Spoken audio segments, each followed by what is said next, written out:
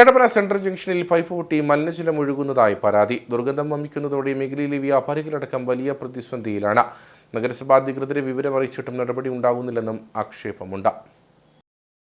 നഗരത്തിന്റെ ഹൃദയഭാഗത്താണ് പൈപ്പ് പൊട്ടി മലിനജലം ഒഴുകുന്നത്. മേഖലയിലെ കെട്ടിടങ്ങൾക്കിടയിലൂടെയുള്ള പൈപ്പ് പൊട്ടിയാണ് മലിനജലം പുറത്തേക്ക് എത്തുന്നത്.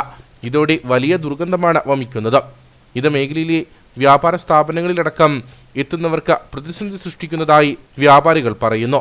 ഭയങ്കര മണമാണ്. ഒരാഴ്ച 1-2 ആരോട് പറഞ്ഞാലും വന്നതും മാറ്റുന്നില്ല.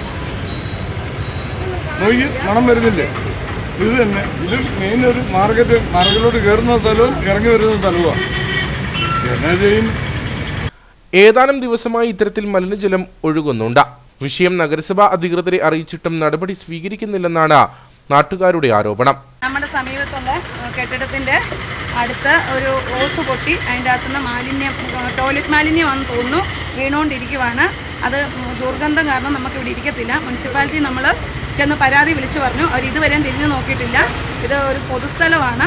നമുക്ക് കടയ്ക്കകത്ത് പോലും സ്മെല്ല് കാരണം ഇരിക്കത്തില്ല.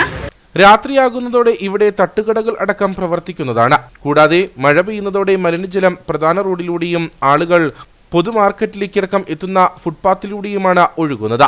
വിഷയത്തിൽ അടിയന്തര നടപടി സ്വീകരിക്കണമെന്നാണ് ആവശ്യം.